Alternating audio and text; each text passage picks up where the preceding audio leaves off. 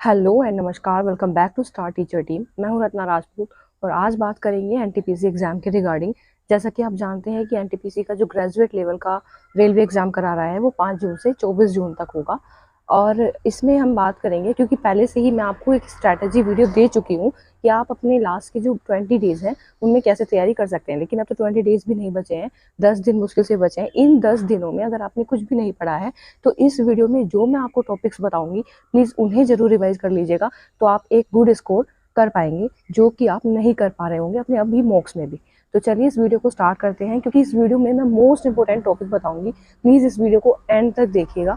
तो एक एक करके जीएस में मैं आपको टॉपिक्स बताना शुरू करती हूँ, जीएस में भी सब्जेक्ट वाइज। तो सबसे पहले मैं स्टार्ट करूंगी आपके हिस्ट्री सब्जेक्ट से। तो आप नोट डाउन करते जाइएगा प्लीज़। इस वीडियो में जब भी आप इसको देख रहे हैं तो एक रफ नोटबुक या फिर रफ पेपर और पेन जरूर लेकर बैठें। जो भी मैं टॉपिक आपको बता रही हूँ प्लीज़ नोट कर लीजिए। उतना पढ़ने से भी आप एक बेटर स्कोर कर सकते हैं, तो प्लीज़ इसको इग्नोर ना कीजिएगा।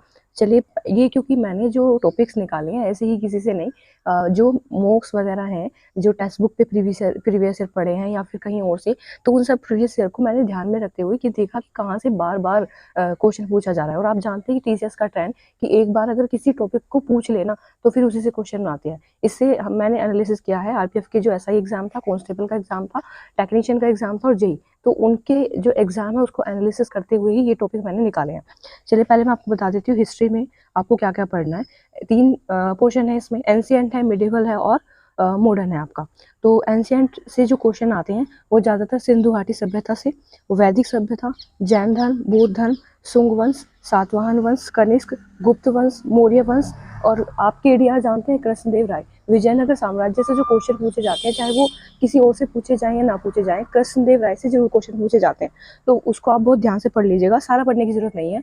कृष्णदेव राय के बारे में अच्छे से पढ़ लीजिए, उन्होंने क्या क्या बनवाया था और किस किस से उनके युद्ध वगैरह हुए, उन्होंने किस नगर की स्थापना वगैरह की थी, ये सब। चोल वंश आप पढ़ लीजिएगा। तो इसमें आपको एंशिएंट में इतना ही पढ़ना है। एक बार फिर से बोल देती हूँ, सिंधु घाटी सभ्यता, जिससे आप जानती हैं कोई ना कोई क्वेश्चन जरूर आता है। लोथल एक बंदरगाह है और ये कहाँ स्थित है, गुजरात में, और ये कई बार पूछा गया है। टीसीएस तो फेवरेट है इसका, टीसीएस का ये सिंधु घाटी सभ्यता। और वैदिक, जैन, बौद्ध मैंने आपको बताया, सुंगवंश, सातवाहन, कनिष्क, गुप्त, मौर्य और कृष्णदेव राय चोलवंश। ठीक है, आई होप आपने बहुत अच्छे से इसको नोट कर लिया होगा। अगर नहीं किया तो प्लीज़ वीडियो को स्पीड कम करके और फिर इसको नोट कर लीजिएगा। मिडेवल में हमें 2 ही चीज़ें पढ़नी होती है, एक तो मुगल सल्तनत और दिल्ली सल्तनत। इसमें जो मुगल वाले हैं उनका जो टेन्योर होता है, किस राजा ने कितने समय तक शासन किया है वो, और उसने क्या क्या चीज़ें बनवाई हैं, जैसे आगरा का किला किसने बनाया, रानी की बाव, ये सब जो होते हैं स्मारक जो हमारे महत्वपूर्ण हैं और खासकर जो यूनेस्को में शामिल कर लिए गए हैं वो भी मोस्ट इंपॉर्टेंट होते हैं। तो आप उसको एक बार पढ़ लीजिएगा, मुगल वाले में भी और दिल्ली सल्तनत वाले में भी। तो इसमें आपको ये करना है मिडेवल में। मॉडर्न में आपको क्या करना है, मॉडर्न में बहुत ज़्यादा क्वेश्चन पूछे जाते हैं। 1857 के जो रिवॉल्यूशन है, 1857 की क्रांति, गवर्नर जनरल से, सामाजिक धार्मिक जो आंदोलन होते हैं, लाइक जैसे गवर्नमेंट ऑफ सोसाइटी, मतलब इंडियन सोसाइटी की स्थापना किसने की थी, गोपाल कृष्ण गोखले का क्या रोल था, और ये रामकृष्ण परमहंस, इनके बारे में। दयानंद सरस्वती ने किस समाज की स्थापना की थी, प्रार्थना समाज, आर्य समाज, देव समाज। तो ये जो होता है पूरा ल्यूसेंट की बुक में आपको एक पेज पे मिल जाएगा, वहाँ से भी देख सकते हैं, नहीं तो एक आध छोटी जो वीडियो है वो आप देख सकते हैं, 5-6 मिनट की मिल जाएगी आपको, यूट्यूब से कहीं से भी मिल जाएगी, नहीं तो आप गूगल पे सर्च करके भी इसको फाइंड आउट करके, एक पेज में ये पूरा होता है धर्म सुधार आंदोलन, तो उसको एक बार पढ़ लीजिएगा। ये मोस्ट इंपॉर्टेंट है क्योंकि इसीलिए मैं इसको ज़्यादा बता रही हूँ। गवर्नर जनरल, उनके कार्यकाल, उनके समय में क्या क्या हुआ था। गांधी युग, गांधीयन एरा से क्वेश्चन जरूर ही आता है कि सत्याग्रह का आंदोलन कब चलाया था उन्होंने, पहला अमरनाथन कौन सा था उनका, वो दक्षिण अफ्रीका से भारत कब लौटे, तो उनके साथ जो उनसे रिलेटेड गांधी जी ने जिस जिस आंदोलन में पार्टिसिपेट किया या जहाँ उनकी बहुत ज़्यादा महत्वपूर्ण भूमिका रही है, तो वो सब गांधीयन एरा में पूछा जाता है। एक बार उसको आप देख लीजिएगा। कांग्रेस के जो अधिवेशन है इम्पोर्टेंट वाले, लाइक गांधी जी ने अध्यक्षता की, पहली महिला अध्यक्ष कौन थी, भारतीय महिला अध्यक्ष कौन थी, पहला अंग्रेज अध्यक्ष कौन था, और उसने किस, कहाँ पे वो अधिवेशन हुआ और किस सन में उसकी अध्यक्षता की। तो ये जो इम्पोर्टेंट पॉइंट है ना, इसमें आपको ये पढ़ना है। ये नहीं कि मैं जो टॉपिक बता रही हूँ पूरा, जो जो मैं बता रही हूँ उसमें उसको उस चीज़ पे फोकस कीजिए। जो लाइक मैंने भी बताया कि अंग्रेज को कौन सा था, जॉर्ज यूले था जिसने पहली बार अध्यक्षता की, तो किस ईयर में और वो अधिवेशन कहाँ हुआ था। तो मोस्ट जो इम्पोर्टेंट की फैक्टर आपने अपनी नोटबुक में भी मार्क कर रखे होंगे, तो अब उन पर ध्यान देने का समय है, तो प्लीज़ उस चीज़ को रट डालिए अब। अच्छा, नारे और उपाध्याय कि किसने कौन सा नारा दिया और उन्हें कौन सा टाइटल्स दिया गया था, जैसे गांधी जी को बापू की उपाधि किसने दी। तो ये रहा ओवरऑल हिस्ट्री का कि आपको क्या पढ़ना है। आप सोचेंगे कि क्या छोड़ दिया है, बहुत कुछ छोड़ दिया है। एक बार आप इंडेक्स देखेंगे ना अपनी बुक में, तो उसमें से भी ये बहुत इंपॉर्टेंट जो टॉपिक है वही मैंने आपको इसमें बताए हैं। अब बात कर लेते हैं पॉलिटी की। तो पॉलिटी में आपको क्या क्या पढ़ना है। संविधान सभा, संविधान के जो भाग होते हैं कि कौन से भाग में क्या दिया गया है। जैसे भाग 15 में क्या दिया गया है, भाग 14 में यूपीएससी है, 15 में निर्वाचन आयोग है, और वो कौन कौन से आर्टिकल में है। एनटीपीसी में अगर आर्टिकल की बताऊं कि इंपॉर्टेंट आर्टिकल जब हम पढ़ते हैं तो कभी कभी जब डीप में क्वेश्चन पूछना होता है तो क्लोज में भी पूछ लेता है टीसीएस, और जबकि वही टीसीएस एसएससी में इजी क्वेश्चन पूछता है। तो जितने आर्टिकल आप कर सकते हैं लर्न, जो इजीली आपको याद हो जाए, बस वही कर लीजिएगा, क्योंकि कहाँ से पूछा जाएगा, क्लोज वगैरह बहुत ज़्यादा पूछता है इसमें, कभी कभी ऐसा हो जाता है, और अगर पूछेगा तो बहुत इजी, इतना भी हो सकता है। तो इम्पोर्टेंट आर्टिकल आपको देख लेना है एक बार। कैग देख लेना है, राष्ट्रपति, मुख्यमंत्री, और संविधान के जो संशोधन है, इम्पोर्टेंट अमेंडमेंट जो है वो आपको पढ़ लेने हैं। इसमें एक और चीज़ ऐड कर लीजिएगा, जो आपकी फंडामेंटल ड्यूटीज़ होती हैं, पार्ट 4A में दी गई है, उसमें भी क्लोज है ABCDE इस तरह करके। तो इसमें जो रेलवे है, इसमें पूछा जाता है कि क्लोज बहुत ज़्यादा पूछे जाते हैं फंडामेंटल ड्यूटीज़ के। फंडामेंटल राइट एक बार बहुत ऊपर ऊपर से आप देख लीजिएगा, आई होप आपको याद भी होंगे, और डीपीएसपी। और जो प्रियम्बल है, प्रियम्बल में जो अमेंडमेंट हुआ है उसमें कौन कौन से वर्ड ऐड किए गए, और उससे रिलेटेड जो स्टेटमेंट है वो आते हैं कि किसने इसको क्या कहा, संविधान को की कुंजी किसने कहा था, क्या मुंशी ने कहा था, इसको परिचय पत्र किसने कहा था, नेपाल की वाला ने कहा था, नेपाल की वाला की बुक कौन सी थी, वी द पीपल। तो इस तरीके से आप ये चीज़ें पढ़ लीजिएगा। पॉलिटी में स्टेटमेंट पढ़ना है, संविधान के भाग, स्रोत, और आपकी जो फंडामेंटल राइट, ड्यूटीज़ और डीपीएसपी है। और आपको राष्ट्रपति से बहुत ज़्यादा क्वेश्चन पूछे जाते हैं, वो पढ़ लीजिएगा। मुख्यमंत्री, मंत्री परिषद तो क्या है, ये सब देख लीजिएगा, ठीक है। एक बार नोट कर लीजिएगा प्लीज़। अगर कोई भी टॉपिक आप नोट नहीं कर पा रहे हैं और उससे क्वेश्चन आता है, तो प्लीज़ आप एक नंबर खोने की कगार पर रहें। उसे क्यों खोना है, जब आपको इंपॉर्टेंट टॉपिक मिल रहे हैं तो उसको लिखिए पहले, और फिर उसको पढ़ते जाइए, टिक करते जाइए, जिससे आपको ये लगेगा कि हाँ हम कर चुके हैं ये सब चीज़ें।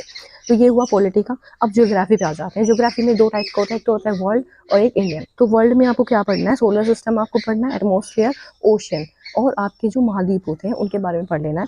और जो आपके ये इंडियन वाले हैं, इसमें आपको नदियाँ, पर्वत, पठार, जनजाति, जनगणना, जनगणना ज्योग्राफी में भी आता है, ज्योग्राफी में आता है। और टाइगर रिजर्व्स जो है आपके, नेशनल पार्क्स, ये पढ़ लीजिएगा। नेशनल पार्क, टाइगर रिजर्व से बहुत ज़्यादा क्वेश्चन आते हैं, तो ये भी आप देख लीजिएगा। जनगणना बहुत ही फेवरेट टॉपिक है टीसीएस का, ये आप भी जानते होंगे, चाहे कोई भी एग्जाम ले ले टीसीएस, चाहे वो एसएससी का हो, रेलवे का हो, तो जनगणना से क्वेश्चन जरूर बनाते हैं। ये उसका फेवरेट टॉपिक है, और वो भी परसेंटेज बहुत एग्जैक्ट पूछकर, ज़्यादा डिफरेंस नहीं होता ऑप्शन में। तो जनगणना को बहुत अच्छे से आपको कर लेना है, इससे एक नया क्वेश्चन जरूर बनेगा आपके एग्जाम में। और एग्जाम के बाद जरूर बताना कि आपने जो टॉपिक बताया था उसे क्वेश्चन आया है। बात करते हैं इकोनॉमिक्स की। इकोनॉमिक्स में आपको क्या क्या करना है। एक तो नेशनल इनकम, राष्ट्रीय आय, जिसमें आपका ये बताया जाता है कि आपका जो जीडीपी है, जीएनपी है, जीएनपी से जीडीपी पे जाना है, ग्रोथ से नेट पे जाना है, तो आप क्या करते हैं, ठीक है। नेट से ग्रोथ पे जाना है तो आप क्या करते हैं, ठीक है। तो इस तरीके से आप इनको पढ़ लीजिएगा। तो उसमें बहुत सारी टर्म्स होती हैं, तो उनसे रिलेटेड जो क्वेश्चन आता है वो फॉर्मूला बेस भी आ जाता है। इसमें जो फॉर्मूलाज होते हैं वो आपको लर्न कर लेने हैं थोड़े से। नेशनल इनकम में 5 ईयर प्लान बहुत ही फेमस टॉपिक है ये टीसीएस में, कि किसी भी एग्जाम में पूछा जाने वाला। और आपने अभी जो रिसेंट एग्जाम हुए हैं उनमें तो देखा ही होगा, 5 ईयर प्लान से बहुत सारे क्वेश्चन आए थे कि किस ये जो प्लान है इसमें कौन सा मॉडल आया था, और इसमें इसके तहत क्या क्या जो डेवलपमेंट है देश में वो हुए हैं, क्या क्या कार्य हुए हैं। या फिर ये पूछ लेता है कोई भी कार्यक्रम लेके, जैसे डीपीएपी है वो किस योजना के तहत चला गया था, और ये क्वेश्चन पूछा भी गया पिछले एनटीपीसी में।